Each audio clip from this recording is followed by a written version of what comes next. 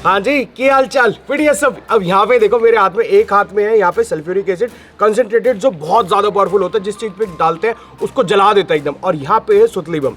अब ये आपने देखा होगा कि दिवाली का पटाखा है, बहुत बढ़िया बजता है।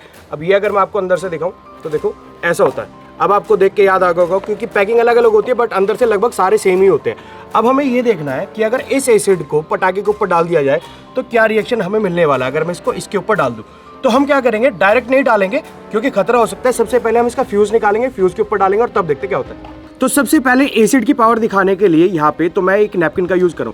ये एक पेपर नैपकिन है और कुछ नहीं है, देखो नॉर्मल बिल्कुल पेपर है और इसके अलावा कुछ नहीं। तो मैं क्या कर रहा हूँ, इसको पेपर को यहाँ, चलो पहले एसिड डालते हैं। तो ये आया हमारा कंसंट्रेटेड सल्फ्यूरिक एसिड और इसको मैंने यहाँ पे डाला। और अब देखना, जैसे मैं इसमें नैपकिन डालता हूँ, ये पेपर नैपकिन है, अब आपको पता चल जाएगा कितना ज़्यादा कोरोसिव है और कैसे चीज़ों को डिस्ट्रॉय करता है। ये मैंने नैपकिन डाला और अब देखना रिएक्शन।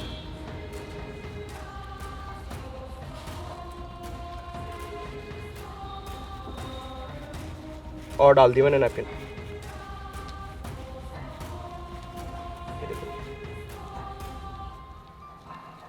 अब ये दिख रहा है रिएक्शन, ये देखो पेपर काला होना शुरू हो गया। पेपर को कार्बन में कन्वर्ट कर रहा है एसिड।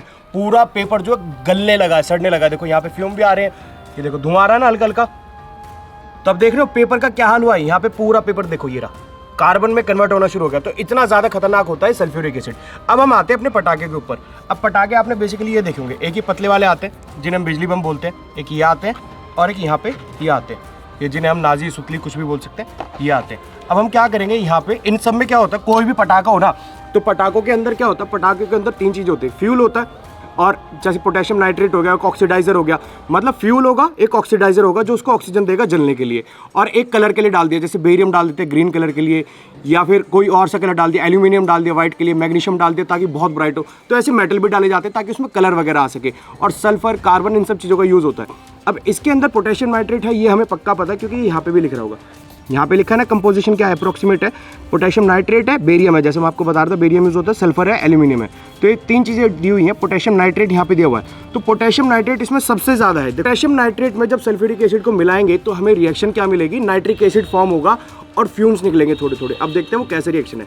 तो सबसे पहले हम इसको निकालते हैं। ये फ्यूज़ निकाल लिया मैंने, एक ये प्लास्टिक जैसा फ्यूज़ है और एक ये पेपर वाला जो बिजली बम में आता है। अब देखते हैं कौन सा फ्यूज़ रिएक्ट करता है। यहाँ पे हमने दोनों बम के फ्यूज़ डाल दिए, अब देखते हैं फ्यूज़ कैसा रिएक्ट करता है। तो यहाँ पे एसिड में निकाल रहा हूँ।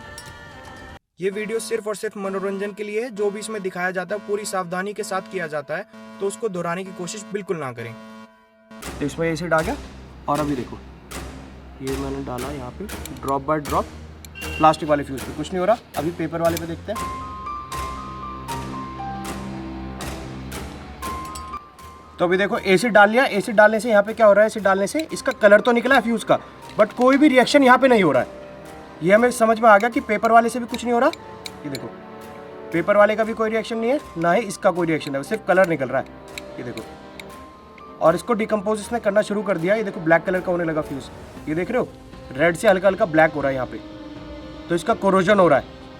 हमने देख लिया कि फ्यूज के साथ कोई रिएक्शन नहीं है, तो ऐसा नहीं हो सकता हमने फ्यूज पे एसिड डाल दिया और बम जल जाए, ऐसा नहीं होगा। बट जो पटाखे के अंदर हो रहा है, जिसके बारे में बात कर रहा था पोटेशियम नाइट्रेट, उसके साथ हमें एक पक्का रिएक्शन देखने के लिए मिल सकता है। तो मैं इसको हटा रहा हूँ यहाँ पे। इसी पटाखे के अंदर एक होता है मसाला, जिसकी मैं बात कर रहा था, पोटेशियम नाइट्रेट। तो ये है सारा का सारा। अब इसके अंदर क्या है, इसके अंदर हमारा सल्फर भी है, पोटेशियम नाइट्रेट भी है, बेरियम नाइट्रेट भी है, तो कई सारे सॉल्ट है और मेटल भी है। तो यहाँ पे मैं हल्का सा लिया, देखो बहुत ही हल्का सा लिया है, ताकि आप लोगों को रिएक्शन पता चल जाए एसिड की और इसकी रिएक्शन क्या होती है। एसिड का और पोटेशियम नाइट्रेट का रिएक्शन यहाँ पे मिल रहा है हमें। ये देखो सल्फ्यूरिक एसिड का और पोटेशियम नाइट्रेट का जब रिएक्शन हो रहा है, तो यहाँ पे ये देखो ये येलो कलर का सब्सटेंस दिख रहा है जो अलग हो गया।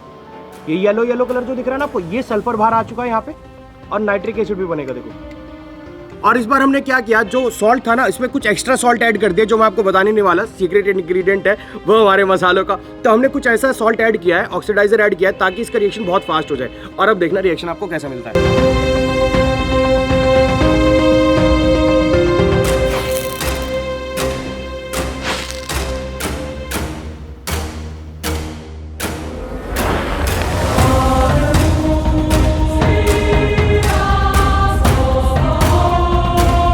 अब जो हमने मैंने आपको रिएक्शन दिखाया ना सिर्फ और सिर्फ साइंस समझाने के लिए करा है कि पटाखों में डलता पोटेशियम नाइट्रेट और क्या क्या सॉल्ट होते हैं।